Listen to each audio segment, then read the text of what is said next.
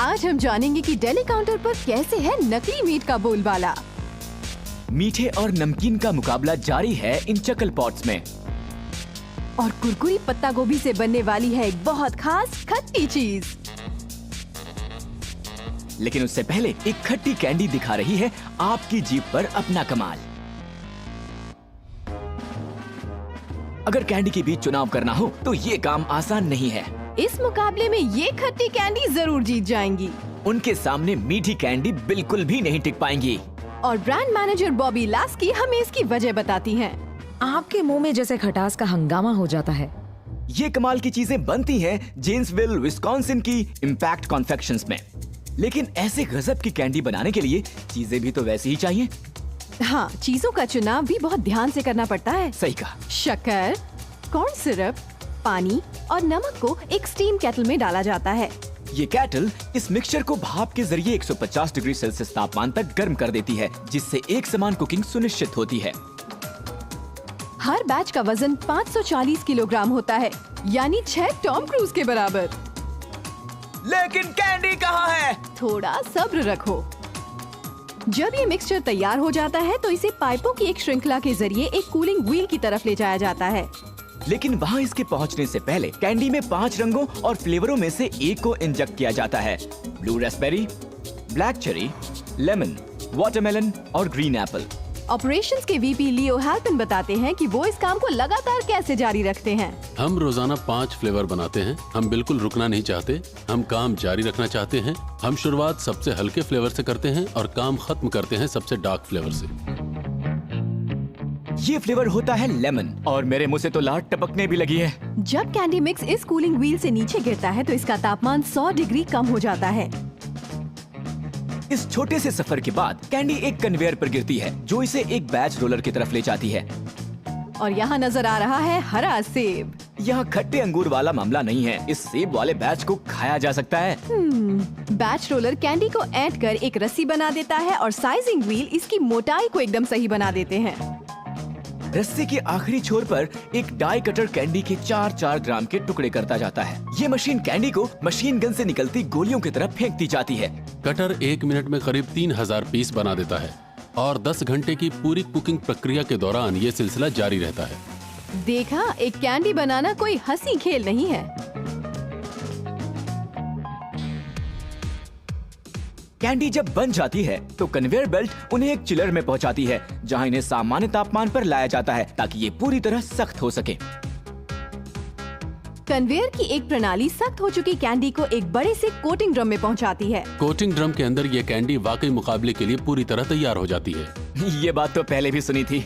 जब candy coating drum में पहुंचती है तो पहले इसका सामना एक एसिड शुगर स्प्रे से होता है, जो इसकी सतह को थोड़ा चिपचिपा बनाता है। जिस तरह लड़ाई के मैदान में क्लीट्स की अहमियत होती है, उसी तरह ये स्प्रे कैंडी की चिकनी सतह पर ट्रैक्शन मुहैया कराता है। स्प्रे के बाद कैंडी पर एक एसिड शुगर मिक्स और मोम की कोटिंग होती है। उसके बाद और ज्यादा एसिड शुगर के मिक्स में मौजूद एसिड मैलिक एसिड होता है और इसी चीज से रूबार्ब को इसका खट्टा सा स्वाद मिलता है। ये सिलसिला करीब 30 मिनट चलता है। अगर ये इससे ज्यादा चले तो कैंडीज को खाना मुश्किल हो जाएगा। वॉरहेड बाजार में मौजूद सबसे खट्टी कैंडी होती है। हम इसमें ज्यादा से ज्यादा मैलिक एसिड का इस्तेमाल करते हैं। ये कैंडी इतनी खट्टी होती है कि इस पर चेतावनी लिखी होती है, इसे सीमित मात्रा में खाएं। अगर थोड़े से वक्त में इसके कई पीस खा लिए जाएं तो संवेदनशील जीभ और मुंह में अस्थायी जलन हो सकती है। इसे नर्म जीभ वाले लोगों के लिए नहीं बनाया गया है। कोटिंग पूरी हो जाने के बाद कैंडी एक कन्वेयर के जरिए एक टब में पहुंचती है। अब कैंडीज को पैक करने के लिए ले जाया जाता है। वॉरहेड की रंग बिरंगी रैपिंग को स्पूलों पर लोड किया जाता है, जबकि खट्टी कैंडी को एक हॉपर में डाल दिया जाता है। ये खट्टी कैंडी अब एक ऐसी तेज रफ्तार मशीन के पास पहुंचती है जो 1 मिनट में 2000 तक पीस रैप कर सकती है।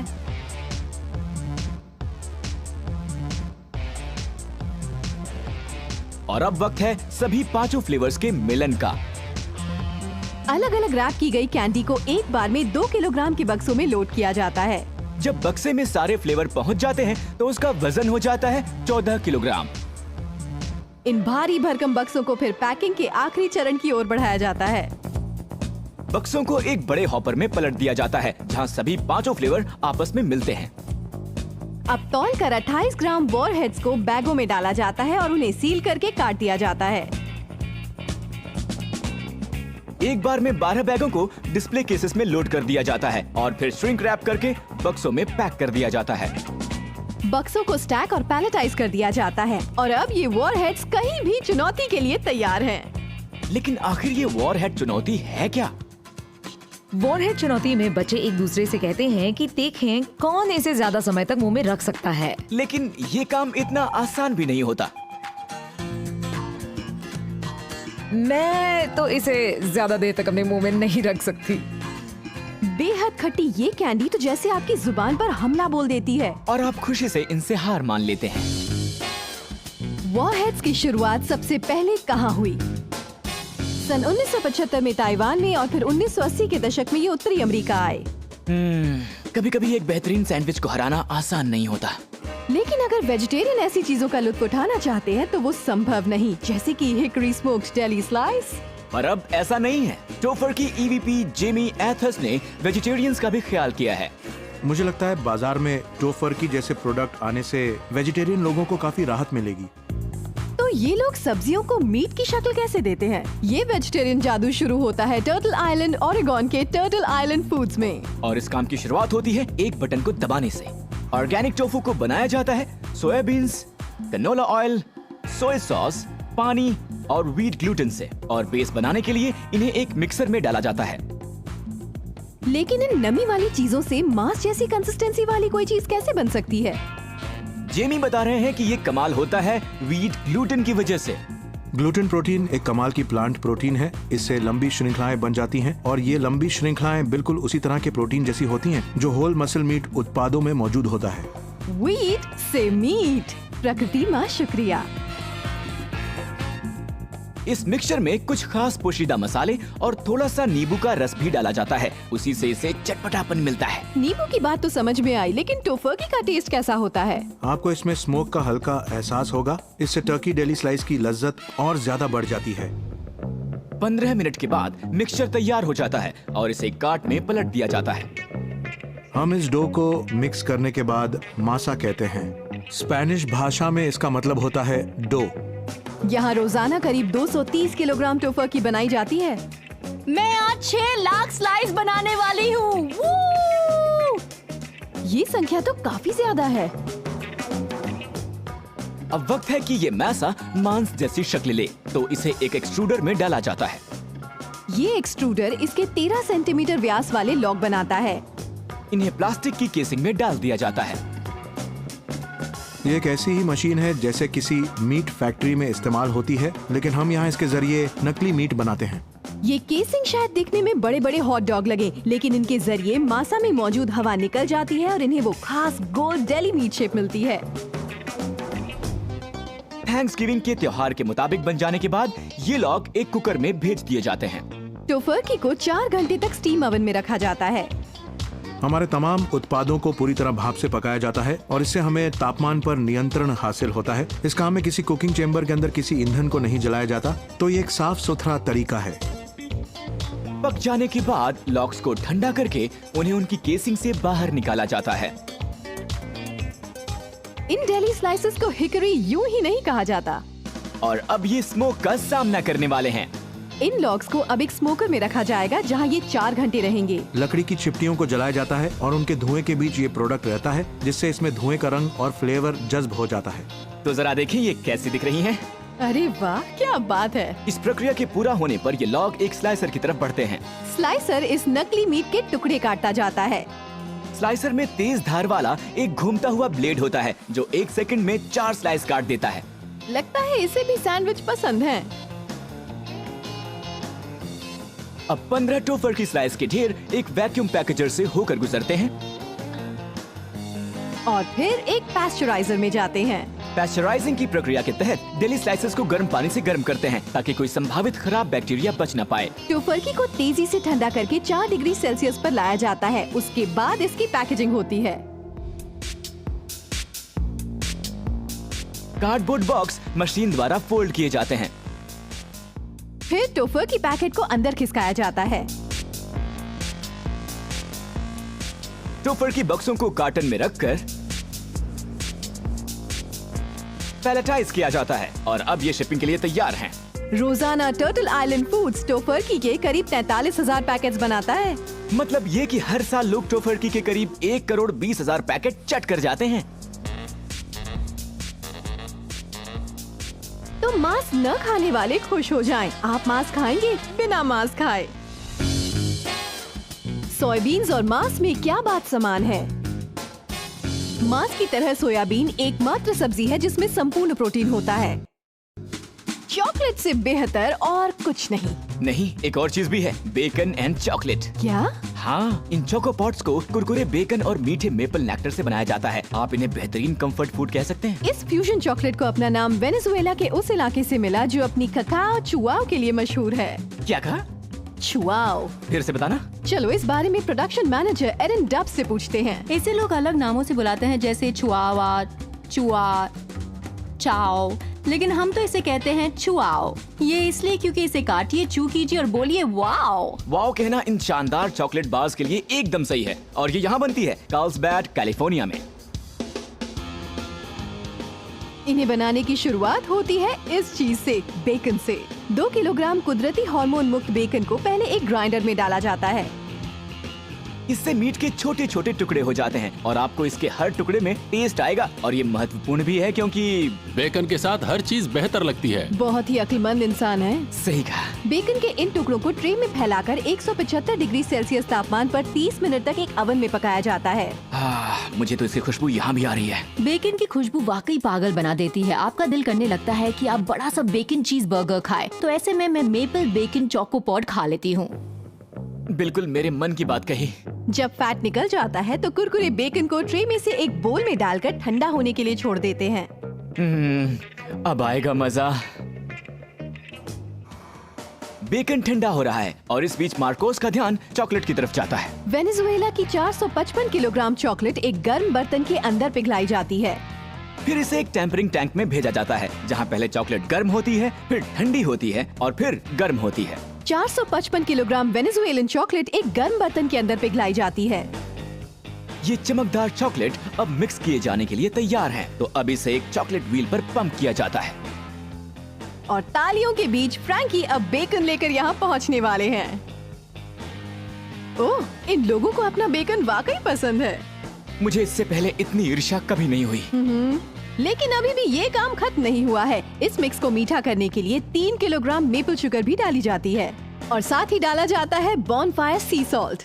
बॉनफायर स्मोक्ड सी सॉल्ट वो सी सॉल्ट होता है जिसे अलाव की खुली लपटों पर स्मोक किया जाता है और वो स्मोक को ऑब्जर्व कर लेता है। उसी से चॉकलेट में ये लजीज फ्लेवर आता है। मैं फिलहाल चॉकलेट की जन्नत में हूँ। मिक्सिंग व्हील की तली में एक एजिटेटर होता है जो आगे पीछे हिलता रहता है और तली में मौजूद चीजों को ऊपर की तरफ धकेलता रहता है। एक बैच से 6,700 चोको पॉड्स बनते हैं।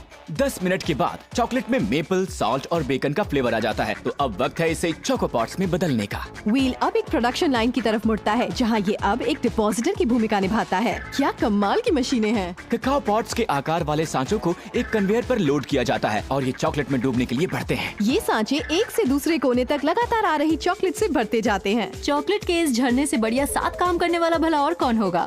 नहीं, तुम मुझे भी आजमा सकती हो एरिन। हर कहीं अपनी टांग मत अड़ाओ। अतिरिक्त चॉकलेट को खुरच कर अलग करने से पॉड दिखने लगते हैं।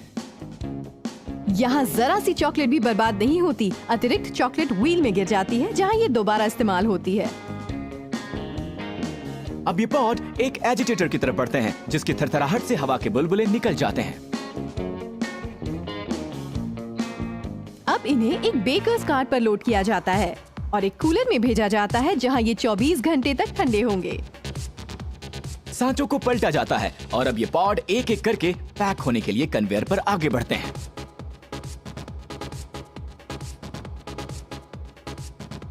इन्हें अलग अलग स्लॉट में रखकर एक फ्लो रैपर से गुजारा जाता है। ये मशीन 1 मिनट में 90 पॉड रैप कर सकती है और काट भी सकती है।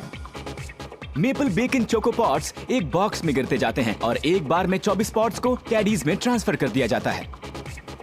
अब एक केस में 6 बॉक्स रखे जाते हैं और पैलेटाइज होने के बाद ये अब शिपिंग के लिए तैयार हैं। और आप दिल की चिंता छोड़ दीजिए क्योंकि हर पॉड में सिर्फ 60 कैलोरीज होती हैं। मैं अक्सर अपनी डेस्क में चॉकलेट रखती हूँ, क्या पता कब इसकी जरूरत पड़ जाए।